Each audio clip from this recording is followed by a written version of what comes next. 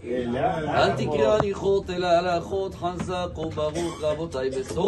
est aujourd'hui le 27 dans le mois de Shvat. On va faire référence au Tehillim 27 que tout le monde connaît avec un très beau message du roi David. Le Tehillim 27, c'est en général celui-là qu'on le lit 40 jours avant Rosh Hashanah, à Kippour, les David Hashem Ori Veishri. Au milieu de ce psaume, le roi David dit Hashem ota avakesh. J'ai une seule demande, Dieu. Shivti bebet Adonai kol yemei lahazot benoram Adonai ulvaker bechalo. Je veux visiter ton palais, voir le Echal. Donc il avait un rêve, le roi David, c'est de construire le temple. Il avait acheté le terrain, le monde du temple, pour ça. Mais selon ce qui est marqué dans Divrei Hayamim, Dieu il a dit à roi David Ata lo tivne et abayit lishmi ki damim rabim shaparta arza.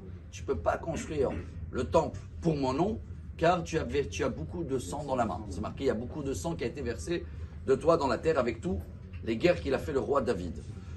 C'est incroyable parce que dans le Tehillim 30, c'est celui-là de Hanouka, qu'est-ce qu'on dit? Mismor shir Hanouka tabayit le David. Ça veut dire le chant de l'inauguration du temple du roi David. Mais c'est Shlomo, le roi Salomon, qui l'a construit. Alors, pourquoi le roi David, il voulait construire?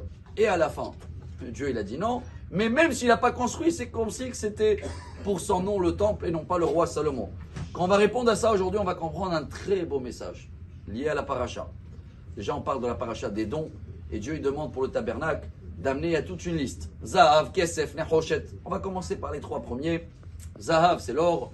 C'est les initiales en hébreu. Zanoten Bari. C'est quelqu'un, quand il donne, même sans intérêt. Même quand il est en bonne santé, il donne. Kesef, c'est les initiales Ksheyesh, Sakana, Poteah. Quand il voit un danger, il ouvre la poche. C'est déjà moins que l'or. Nechoshet, Netinat, Choleh, Shomertnou. Il y en a déjà que c'est malade, santé. Donc le meilleur, l'or, c'est quand il y a zéro intérêt. C'est 100% pour Dieu.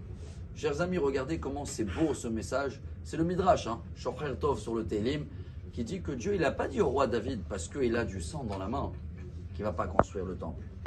Pas du tout. C'est que le fait que tout ce qu'il a combattu dans toutes les guerres, chaque personne qu'il a éliminée, c'est comme si qu'il a fait des sacrifices. Il a déjà fait sa mission. Il n'y a pas besoin de construire le temple dans la période du roi David. Malgré qu'il a préparé des centaines et des dizaines de milliers de lingots d'or, de l'argent, il avait préparé tout pour le roi Salomon. Mais Dieu, il a dit au roi David, si tu vas construire le temple à ta période, il va avoir un intérêt. Quel intérêt? Pour terminer les guerres, pour avoir une abondance.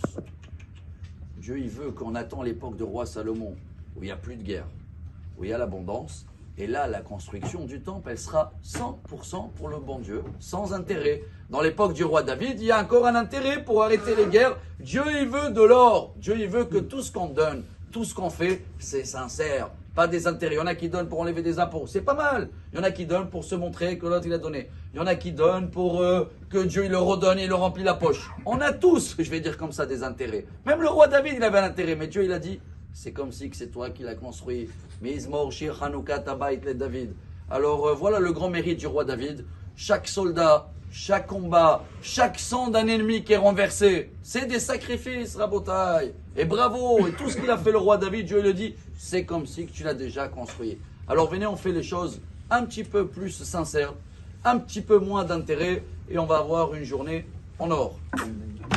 Amar Rabbi Lazar.